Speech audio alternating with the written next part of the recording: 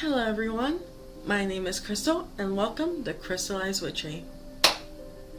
In today's video we'll be going on to another episode of Witchery 101, and in this episode we'll be discussing candle magic. This video is more of a discussion video than the usual tutorial videos, but I will still make sure that I have some sort of examples and pop-ups throughout the video. There is so much to candle magic that I think beginner witches will love and thrive with candle magic. In my opinion, there is literally no limit to candle magic, and you could do anything that your heart desires. I am so excited about this video, so let's begin. Hello again everyone. The first thing I want to talk about is what do you do when you first receive a candle. If you bought a candle from a metaphysical shop, you should be okay because they do cleansing rituals on it anyways. But if you bought a candle maybe from a supermarket or a local store, it's best to cleanse your candle before using it. You can cleanse your candles by either using moon water, blessed water, or even cleansing oils. In my opinion, candle magic is the best magic for beginner witches or even witches that may not even have the time to perform proper spells that requires many enchantments. The great thing about candles is that you can just forget about the candle once you place it in a safe area to burn. The best way to make sure that the candle is safe where it's burning is to make sure that you either put it in this glass container, like if you have a pull-out candle, or if you have just a regular candle, you can place it in a bowl with some water to make sure that it doesn't burn anything as it's burning the candle all the way through. You also want to make sure that wherever you have the candle, that it's away from any fire hazardous materials such as paper or any objects that can catch fire easily. For any witches that might still be in the broom closet, as we so call it, you can use candle magic in the form of birthday candles or tea lights. These sort of candles are always available in one's household whether you're a witch or not, so it's easily explained, or people might not even ask about it at all. Now, how can you use these candles in your practice? Well, for one, we use birthday candles anyways, and that is the biggest example of desire or wish spells. Candles are used a lot in color magic as well, and I have a separate video on color magic, so if that interests you, the link will be in the description below. Or you can use written magic like I had explained in another video. That will also be in the description below. In my written magic video, I also explain how sigils can be carved in candles. Those sigils that you carve in those candles can then just be lit up and just let to burn.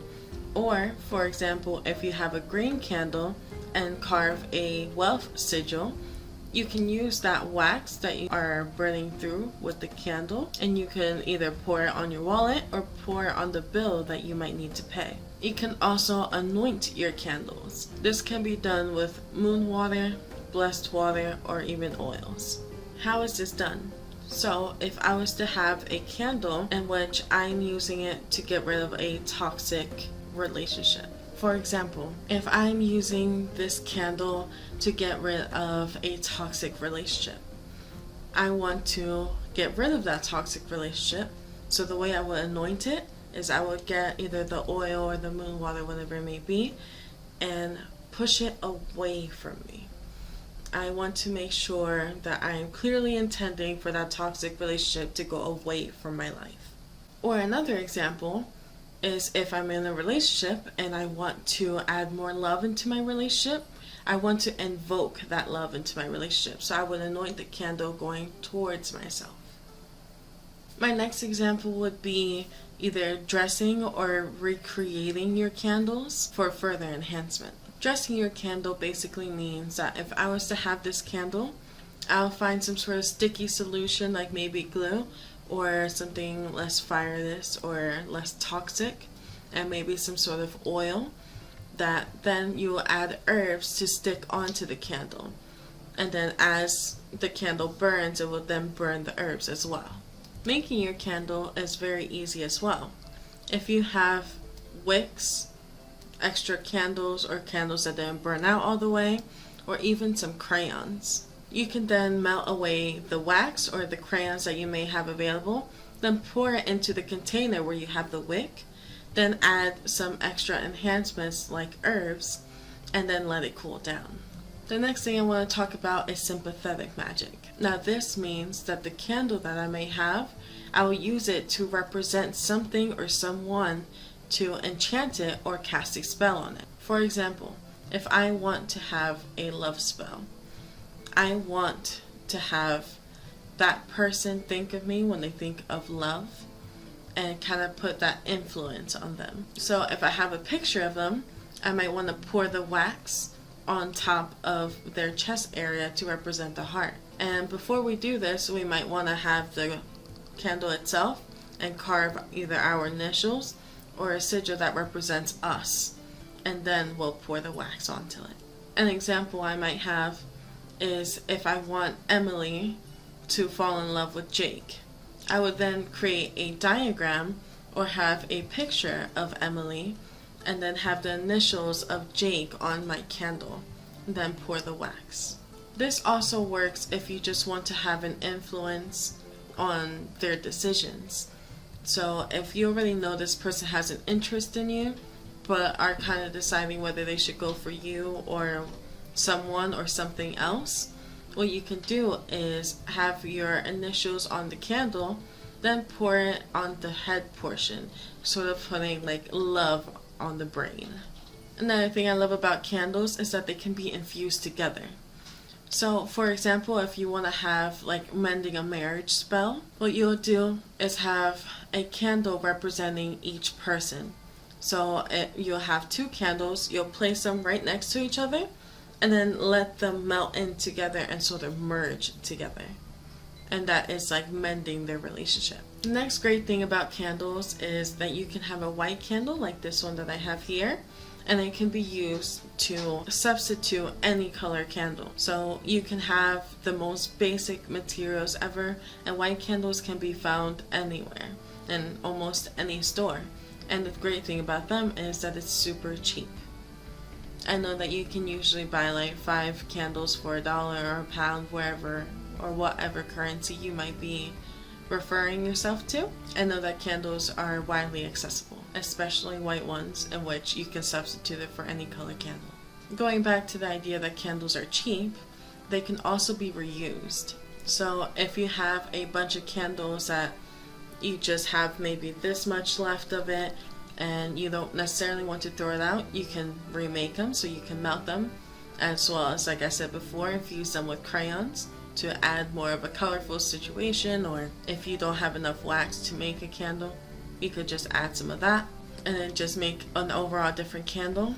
Or if I have a candle like this and it's big and I was just using it to melt the wax on a spell and I didn't completely use the candle, what I can do is, if I have a sigil, I can pour wax onto that sigil to kind of bury the spell.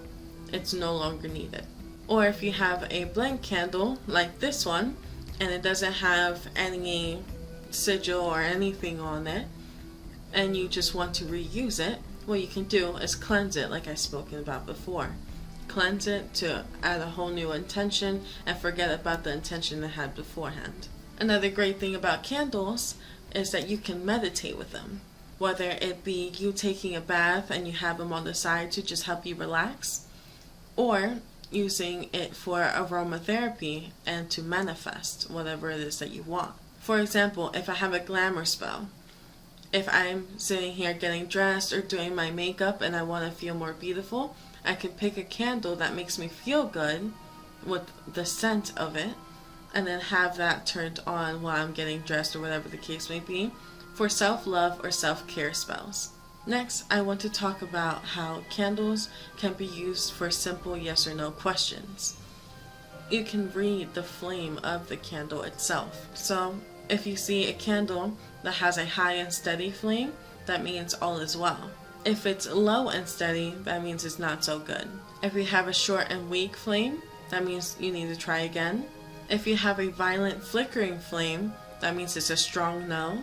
If you have a dancing flame, that means you need more focus within your question. If you have a flame that's sort of like crackling, or maybe you hear like popping noises, that means there's no simple answer to it. If you have a dual flame, that means it's either thinking or there's two different possibilities or destinies. If you have a flame going more towards the left, it means yes. Or if you have a flame going more towards the right, it means no. Obviously, you can change this depending on your perception of whether you want it to be a yes or no.